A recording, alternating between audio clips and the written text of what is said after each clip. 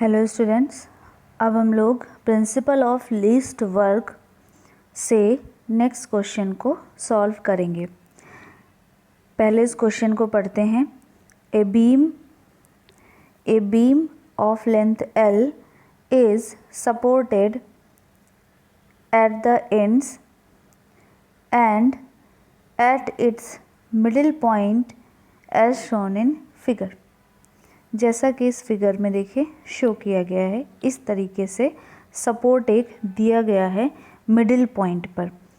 Support conditions कहती हैं, देखिए तीन जॉइंट है A, B और C, और उसमें तीनों पे वर्टिकल रिएक्शंस लगे हुए हैं, मतलब VA, VC, और ये जो B पर है ये एक R रिएक्शन जो है वो एक लगा हुआ है।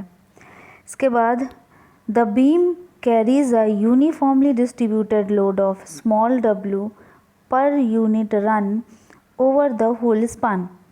पूरे स्पान में, L स्पान में ये स्मॉल w का इंटेंसिटी का UDL लगा हुआ है। Determine the reactions at the support, मतलब कि हमें ये VA की वैल्यूज़ जो है वो VA, VC इन सब की वैल्यूज़ हमें निकालनी है, और हमें जो काम करना है वो प्रिंसिपल ऑफ लीस्ट वर्क से करना है। चूँकि डिफ्लेक्शन की कोई बात नहीं बोली गई है, इसलिए यहाँ पर हर एंड पर डिफ्लेक्शन जो है वो होगा 0। सिंकिंग ऑफ सपोर्ट जो होगा वो होगा 0। देखिए इस पर हम लोग देख लेते हैं कि ये डिटर्मिनेट स्ट्रक्चर है या नहीं है। यहाँ पर ये हिंज है तो मतलब 1, 2 रिएक्शन, एक, अगर हिंज है तो 2 रिएक्शन, 1 और 2 reaction, total horizontal and vertical reactions को मिलाएं तो टोटल 6 रिएक्शंस हैं। लेकिन चूंकि ये एक बीम है और हॉरिजॉन्टल फोर्सेस नहीं लग रहे, इसलिए ये जो हॉरिजॉन्टल कंपोनेंट है वो नहीं लगेगा, मतलब टोटल 3 नंबर ऑफ अननोन्स हमारे पास हैं। अब नंबर ऑफ इक्विलिब्रियम इक्वेशंस जो अवेलेबल होती हैं हमारे पास वो टोटल 3 होती हैं।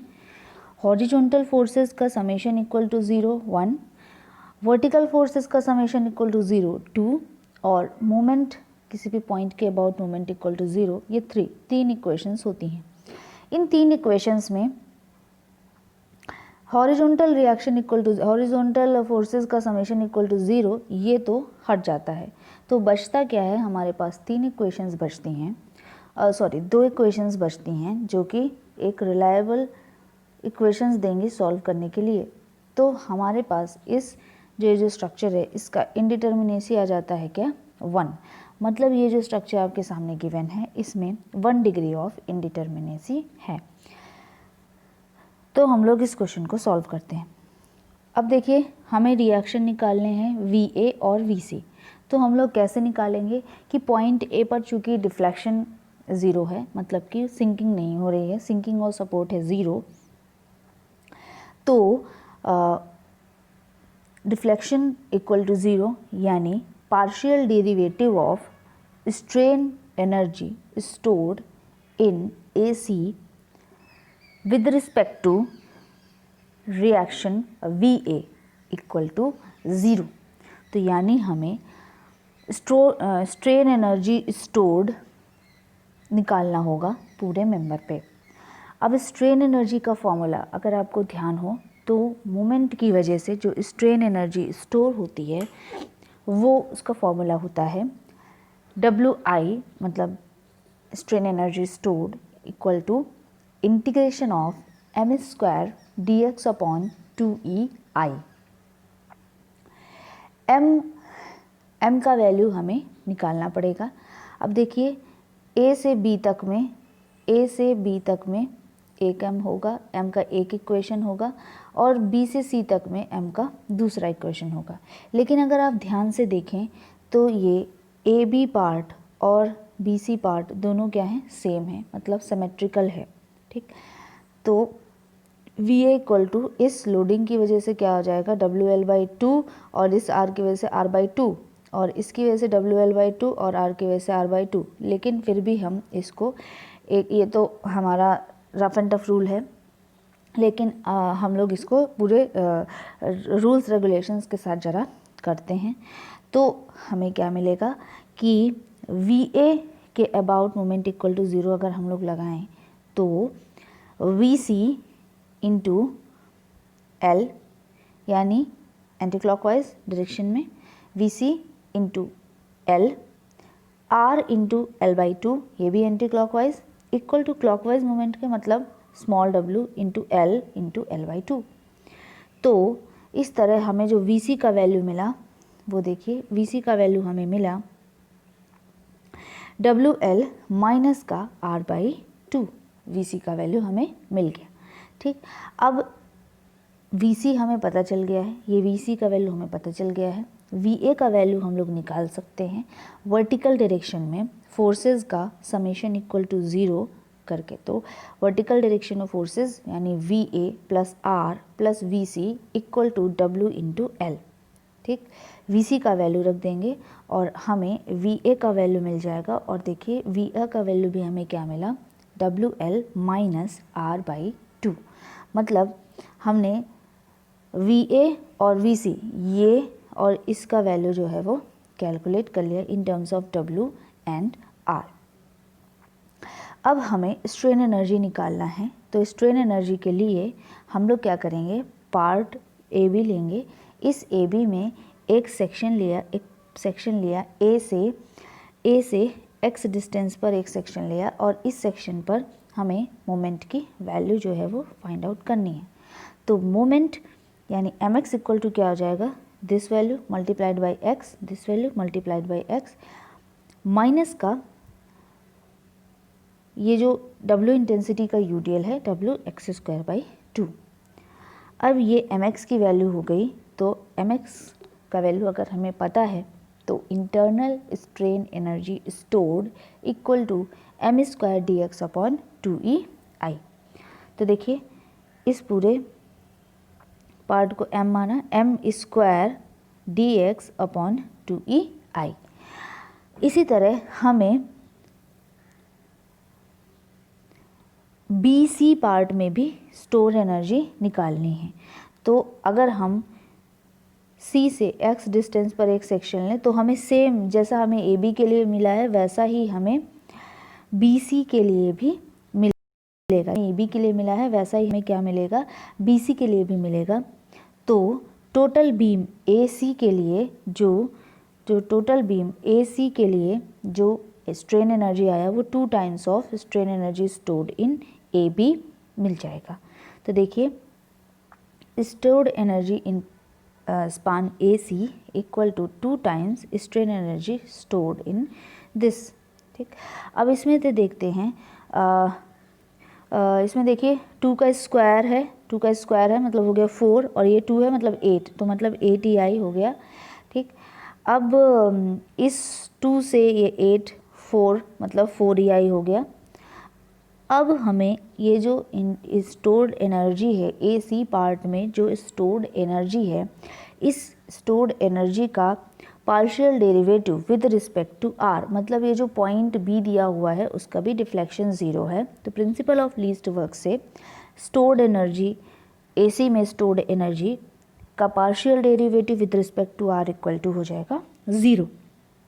जब R इक्वल टू 0 हो जाएगा तो मतलब पार्शियल डेरिवेटिव और स्ट्रेन एनर्जी जो वैल्यू आई थी स्ट्रेन एनर्जी इक्वल टू 0।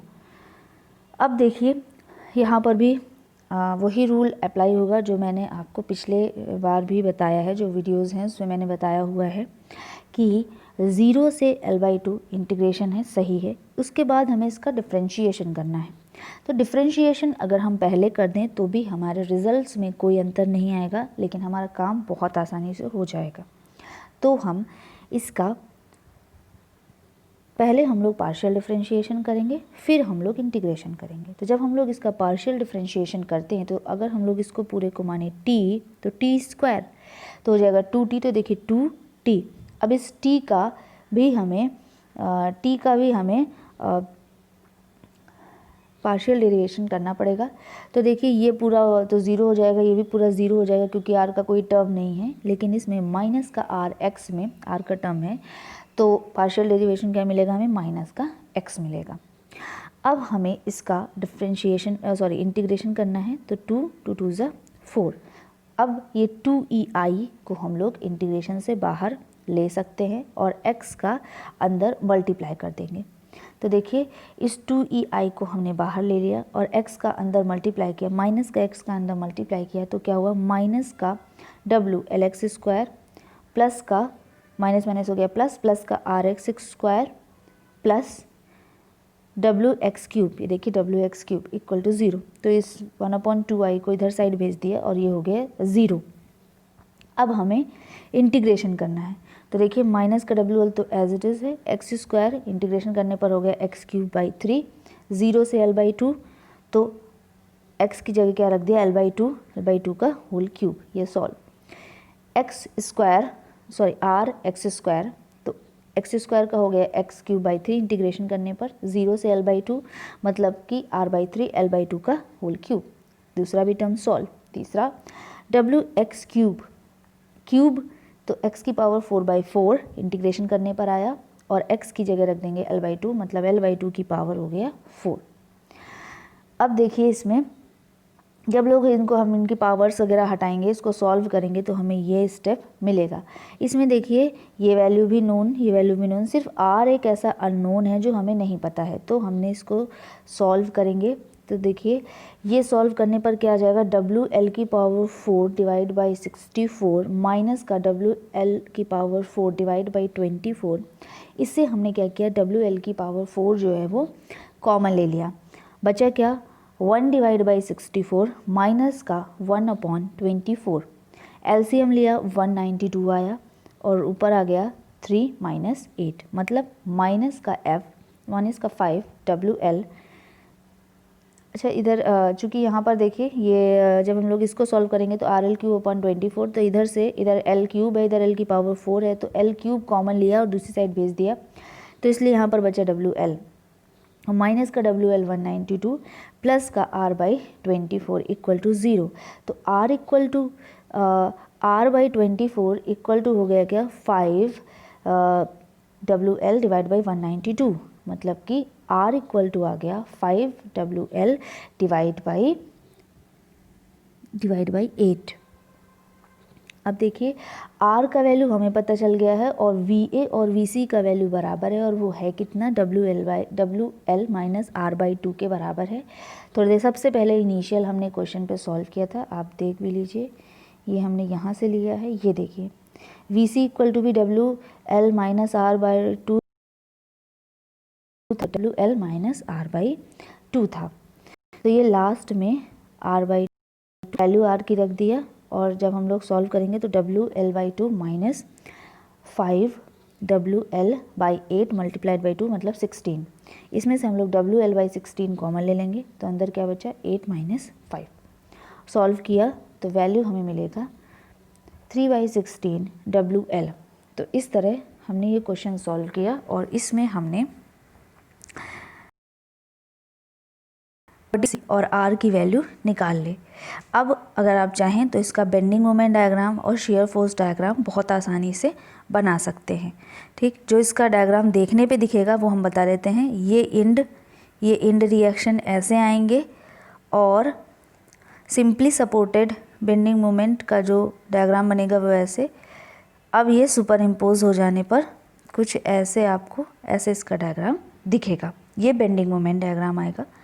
ठीक है, शेयर फोर्स डायग्राम देखिए यहाँ से स्टार्ट होगा, शेयर फोर्स डायग्राम यहाँ से स्टार्ट होगा पॉजिटिव वैल्यू के साथ, फिर ये क्या होगा, ये 0, ये जो वैल्यू है इसकी वजह से जो है दूसरी वैल्यू मिलेगी, ये वैल्यू जो है घटने लगेगा। ये शेयर फोर्स के लिए कहाँ तक घटेगा, VA minus W into L/2 यहाँ तक पहुँचेगा। फिर इसमें तुरंत इधर क्या होगा, प्लस का R हो जाएगा, फिर जो वैल्यू आएगी इसमें फिर से W इंटू L/2 घटते घटते यहाँ पर पहुँचेगा और ये VC के बराबर हो जाएगा। तो इस तरह आप इसका शेयर फोर्स डायग्राम भी बना सकते हैं। तो शेयर फोर्स डायग्राम और बेंडिंग मोमेंट डायग्राम भी आप लोग इसका बना पाएंगे। और कुछ भी अगर आपको पूछना है तो आप कमेंट कर, मैं आपको बता दूंगी। Thank you so much.